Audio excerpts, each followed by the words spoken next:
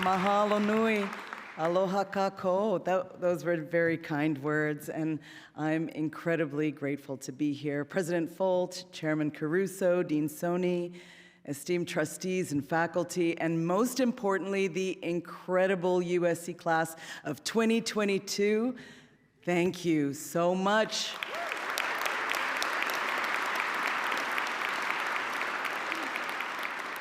For all that you are and do, and for having me here. I feel so grateful to be part of the Trojan family, and I bring you warm embraces from Hawaii. I am so happy to be seeing students live once again. You know, your faces are full of brilliance and promise, and you make me feel buoyant and optimistic. In the last 2 decades, I have visited a lot of schools as a peace educator, to speak with and learn from students and communities. About 10 years ago, I took such a trip to Okinawa, Japan, where I visited the Okinawa Peace Memorial Park. In the far right western corner of the park lies the so-called cornerstones of peace. These are rows of zigzagging black stone slabs with a circular gathering space and a cliff edge as a backdrop. Scores of Okinawans committed suicide by flinging themselves off those same cliffs, choosing death over capture by the Americans during World War II. The zigzag shape of the black stone slabs were described by my host as Okinawan waves of peace, going past the place of suffering where these soldiers had met their end, and across the Pacific Ocean to the entire world. Monuments often carry powerful and instructive stories. This one moved me a lot because as I read the names inscribed on each stone wall, I realized that there were the names of all those who had lost their lives in the Battle of Okinawa, irrespective of nationality. Australians, Japanese, Europeans, others were acknowledged together in this monument in recognition of losses experienced on all sides, as well as the urgent responsibility to build peace together. It was a really powerful statement of shared humanity, an illustration of the South African concept of Ubuntu. I am because you are. We are more human together. I thought to myself, if only we could all really take in such lessons. I mean, take them in deeply into our psyches and our spirits. The same lesson Dr. Martin Luther King noted in his letter from Birmingham jail, that we are caught in an inescapable network of mutuality, tied in a single garment of destiny, and whatever affects one directly affects all indirectly.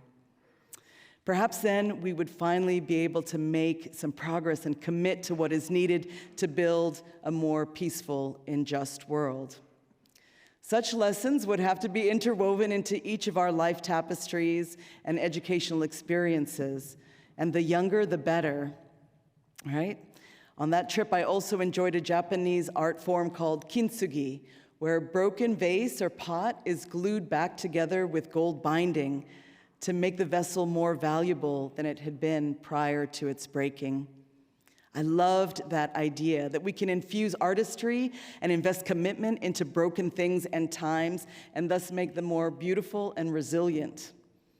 I think many of us intuitively admire individuals and communities who have struggled, who have suffered, who have lost, who have known defeat, because they have found empathetic humility, resilient dignity, courageous will, and layered identity. All of you have suffered. You've all been bruised by the events of recent years, the pandemic, climate change, racial violence, political strife, and so on. So today, I do want to tell you that you're not forgotten, that you are cherished and magnificent.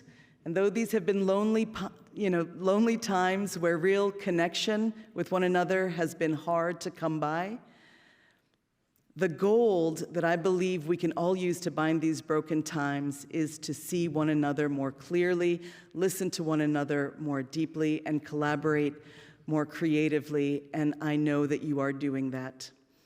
You're doing that as students, you're doing that as faculty, and as a community. And this is the peace building to which I'm asking all of you to commit to even more deeply as you move forward from this space. Peace building is so many things. Some of you may define it as personal peace, meditation, anger management. Others may say that peace is interpersonal, being heard by others, having agency in the workplace, developing the skills of nonviolent communication, mediation, restorative justice. Others of you might think of it as human rights, climate justice, nuclear disarmament, or indigenous innovation.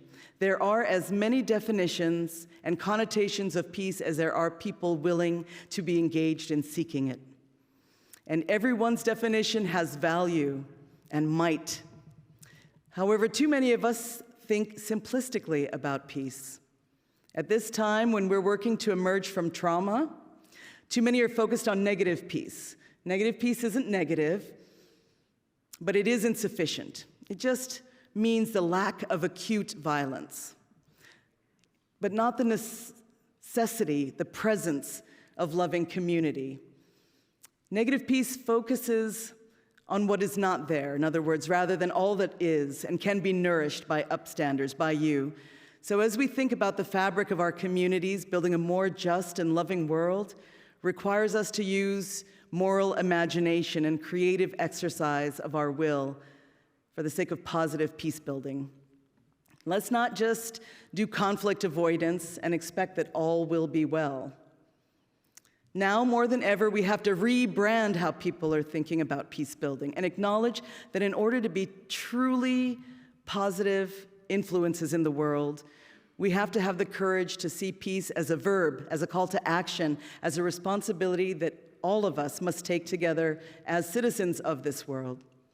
So as you contemplate your personal definition of peace now, please truly believe that each of you is here and can engage in positive peace building. You have a place to build movements. You can impact the flow of the future in whatever profession or career you are entering into. And you will be more successful and better off because of those efforts. Perhaps you are thinking, Auntie Maya, that's a lovely idea, but it feels really abstract. Where do we begin? Maybe it's easiest to start with yourself, your environment, your relationships, your health. Begin with the things that are closest to you. See yourselves for who you are in all of your resplendence. Articulate your gifts, your personal needs, what you like, what you don't like. Be realistic about the opportunities in front of you and for your own internal growth. Sometimes it's only from a place of deep reflection that you can begin to see and understand the needs of your community. Personal peace could mean a process of post-traumatic growth through therapy, developing a daily mindfulness or kindness practice, making room for connection with nature that makes you true stewards. Begin to accept yourself, all of your layers, deepen your own compassion towards others. The options go on. And once you've determined that combination of strategies, tools, and habits for personal peace that work for you, you will feel more courageous in seeking leadership opportunities in the spaces closest to you. Name and nourish yourself, in other words, so that you begin to feel brave about service, about advocating for others, about choosing forgiveness, and speaking out when you witness injustice. Becoming an active peace-building leader in your community definitely does not require a special role, title, or invitation. All of you already have impact, whether it's through the coffee you buy each morning at your local coffee shop, or the food pantry where you volunteer on Wednesdays, or the sports league you joined to connect with people across neighborhoods. Each of you are constantly engaging with community every day. So embrace your peace-building leadership identity as you do. Own your power to impact your surroundings in benevolent ways, working to make those around you feel cared for and valued, and increasing your awareness around places in your neighborhoods or organizations where injustice may be occurring. Think of it like this. The world, as huge as it may seem, is just a large cluster of different communities. So if everyone treated their community like a giant family of their own, the world could be a place where everyone feels valued and uplifted in family, or ohana.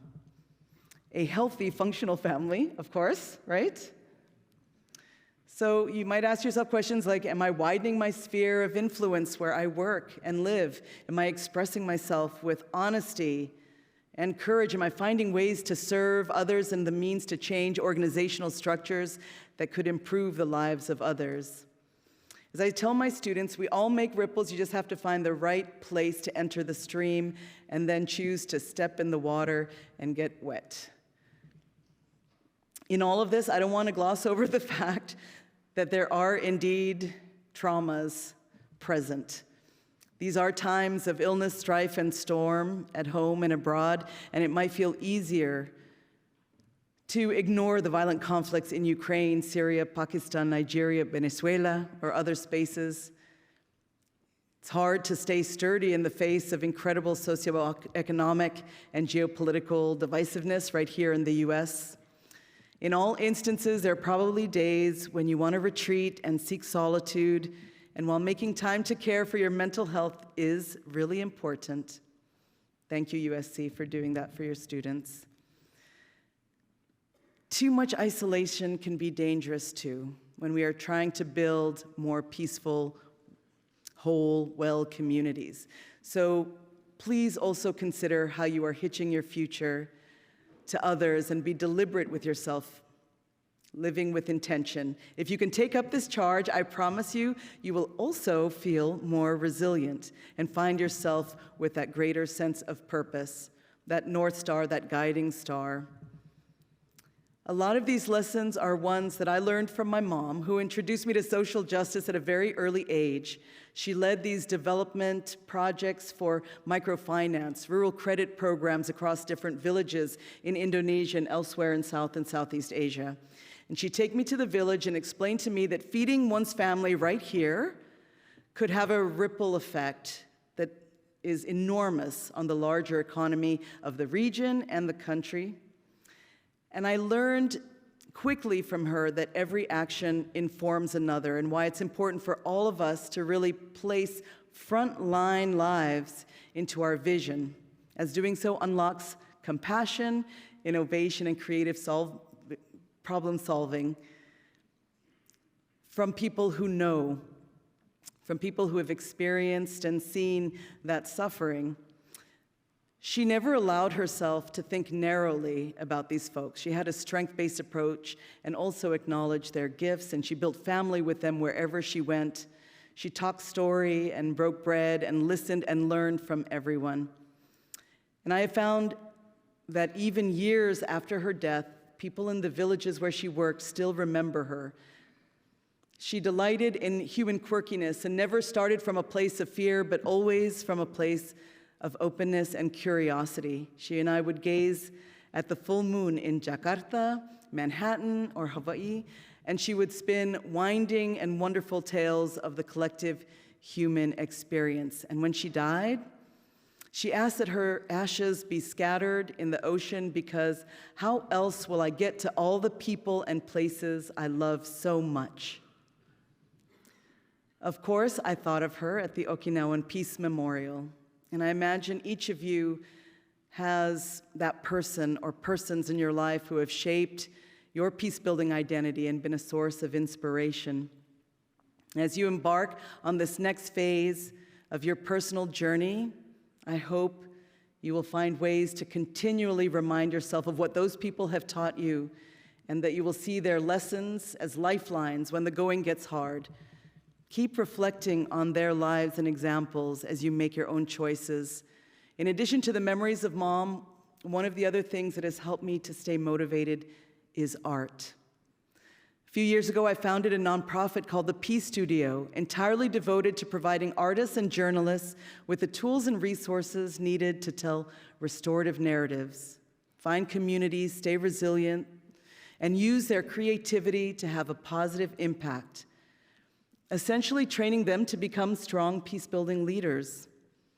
I believe that artists and journalists are the ones who have the most influence on whether people in society act with determination and compassion or succumb to fear, anxiety, and anger.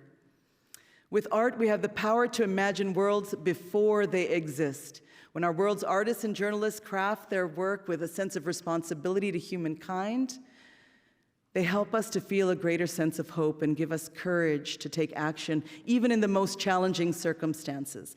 So whether it's visual art, music, poetry, dance, storytelling, or something entirely different,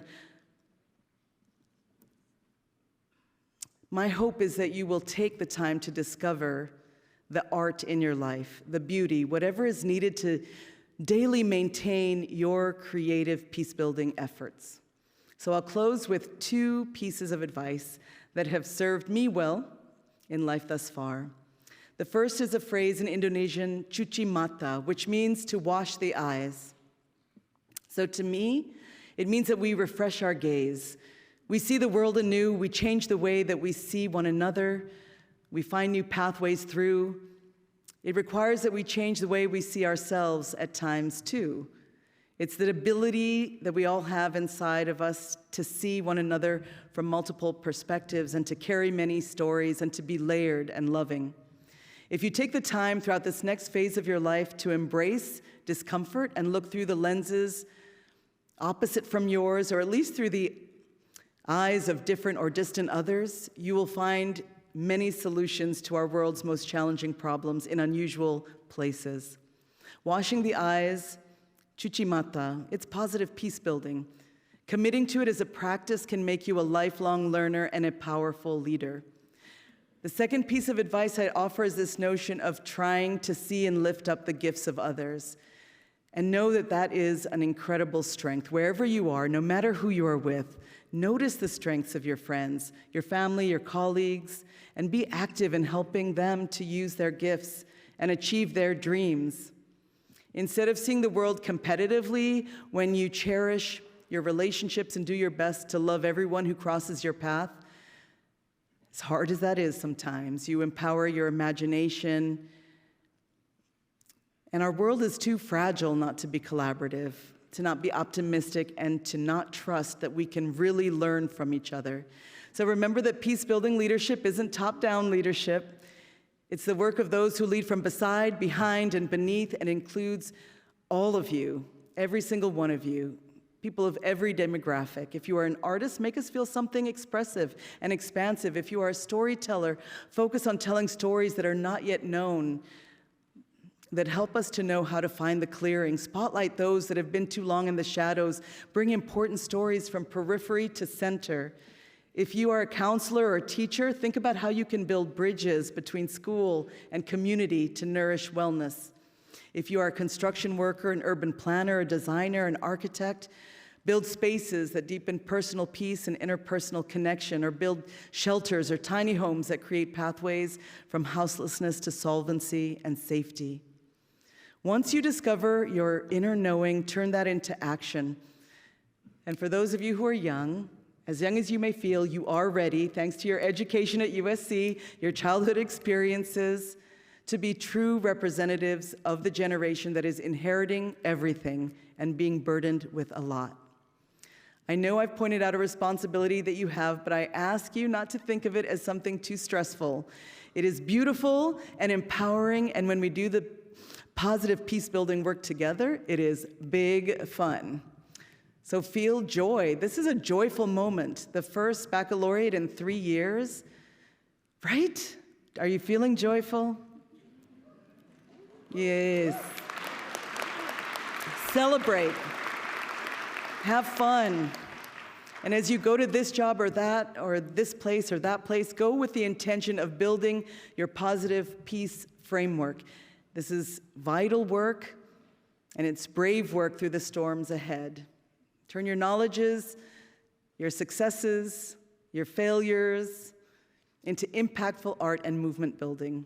And yes, you have many knowledges, many wisdoms. Be complicated. Use the gold of your energy, your mana, your spirit, your ingenuity to mend, renew, and heal. And across the Pacific, I, as part of your extended ohana, will always cheer you on with deep gratitude and respect, and I will send plenty of aloha your way.